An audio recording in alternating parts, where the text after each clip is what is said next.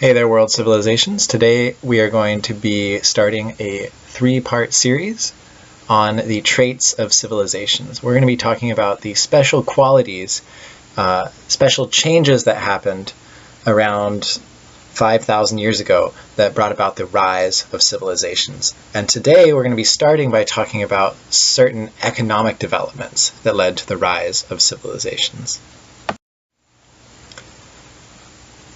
These are your video goals. By the end of the video, you should be able to answer those two questions. What is economics, and what characterized economics before the rise of civilizations? And you should also be able to define and talk about these 5 key terms that you see listed there. Let's start by talking about what economics is. This is a very important idea, and a lot of historians would say that economics is really one of the most important, if not the most important, factor in determining how history plays out. So let's start by defining the term. What is economics? Economics is a society's system for determining the production and distribution of goods and services. Now, that is a fancy way of saying that economics basically is a society's answer to the questions, what stuff are we going to make, who gets the stuff, and who makes the stuff?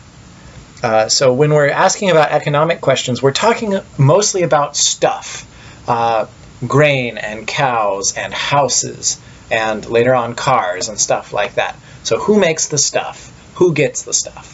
These are the key questions. And what we're going to be looking at as we go forward is economics before civilization. What were the earliest human groups? How did they make stuff? Who got the stuff? And then we're going to be looking at civilizations and how making stuff and getting stuff changed once civilizations began to emerge. So before civilizations developed, basically back in the Paleolithic era, before we knew how to farm, before we knew any of that good stuff, how did we make things? How did we get enough food to survive? Well, basically, we barely got enough food to survive. Because we couldn't really produce our own food, humans were forced to wander around the earth and in order to find enough resources to survive. And this led most human groups before the rise of civilization to live as nomads. Basically, they wandered around and collected stuff and turned it into things. Something else that was interesting during this time period is basically everybody did the same job. If you lived in a nomad band, basically you and all your buddies did the same thing every day. You all woke up in the morning, you all wandered around and killed stuff and gathered stuff and ate it. And that was your whole life. Nobody had special jobs. You all did the same exact thing, which was try to find enough food to not starve. Because of this, there wasn't very much trade going on back then. There's really not any special stuff that you can offer to distant groups. And there really aren't that many people that you're going to bump into that you want to trade with. Really, basically, you make all the stuff that you're going to use, and that's about it. And one result of all of this is that there's pretty much economic equality. That is, everybody does the same jobs, and everybody gets the same amount of stuff. Nobody is really rich, and nobody is really poor. Well, really, you're all very poor. But everybody's pretty equal. You all have the same stuff. And basically, before civilizations, before we really organized, everybody worked all day, every day, just to get barely enough to survive. And life was pretty on the edge at all times. But that all changes with the rise of civilization. And so, in civilizations, we're going to be looking at 5 big changes that sort of totally reshaped the way human groups worked. We go from being these tiny little groups of nomads wandering around, putting food in our mouths, to complex societies living in vast cities with specialized jobs. So we're going to go through and look at these 5 different big changes, starting with irrigated agriculture, which is probably the most important change. So irrigated agriculture is a major leap forward, and it is really the first step that allows for civilizations to develop. And it does this by generating a whole bunch of food. And so how does this work? What is irrigated agriculture? So irrigation is the process of bringing water to crops. That way the crops can grow even if it doesn't rain.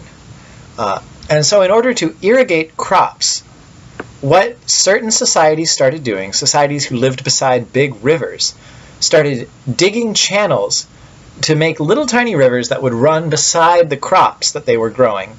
And that way the wheat or the rice or whatever it was they were trying to grow would have a constant supply of water. And this meant that they were able to produce way more food, because plants with lots of water grow bigger and have more seeds, and you can eat them more.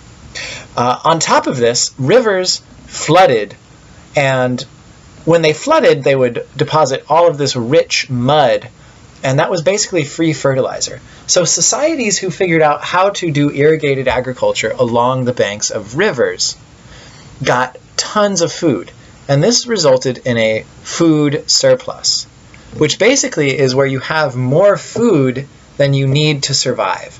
The farmers are making more food than they eat. And this leads to some other very interesting effects.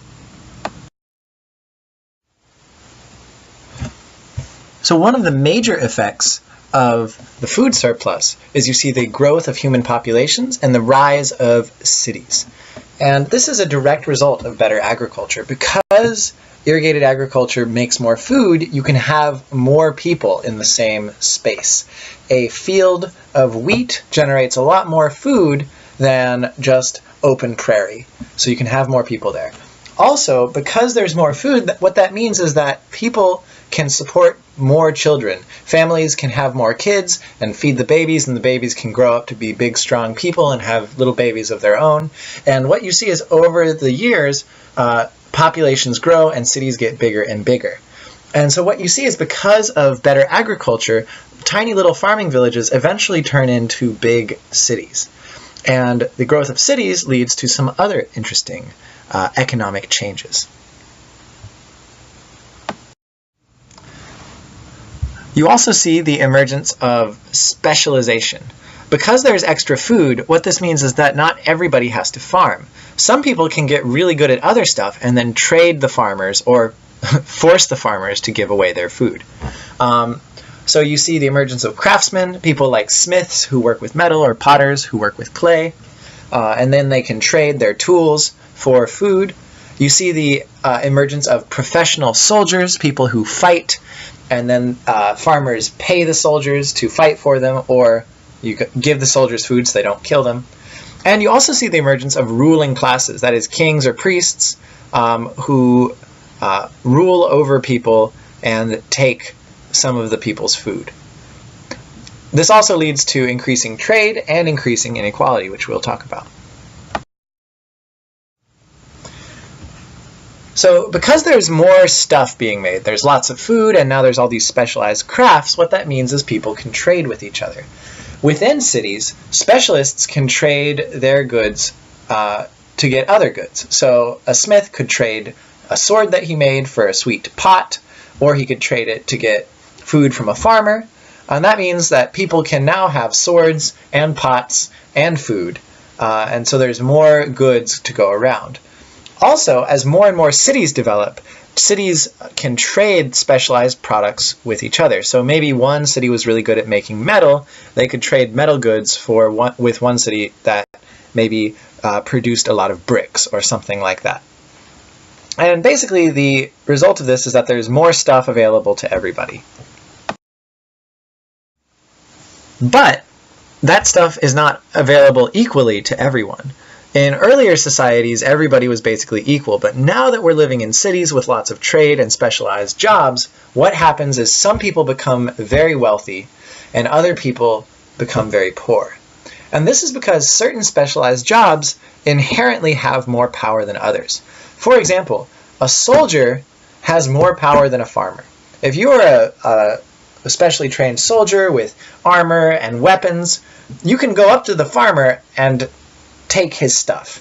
And now you have more stuff and the farmer has less stuff. Or if you're a priest, you can convince the farmer that maybe he needs to give up some of his food because the gods are angry or something like that. And so because of these uneven levels of power, what happens is you get societies where lots of people, mostly farmers, live in poverty because they are giving up most of the food that they make to a small number of powerful elites who live lives of luxury. And that is the way most civilizations will work up until the present day. So you'll see that a lot. All right, guys, so that was our quick rundown of economics in pre-civilized and civilized societies. So before you had nomads, you had no specialization, you had limited trade, and basically everybody was equal. In civilizations, because of the emergence of irrigated agriculture, you see big cities, you see specialized jobs, you see more and more trade and more wealth, but also increasing economic inequality. And whether or not the emergence of civilization was a good thing for humanity or a bad thing for humanity, I think there's some debate to be had. And we'll probably have that debate tomorrow in class. Thanks for listening.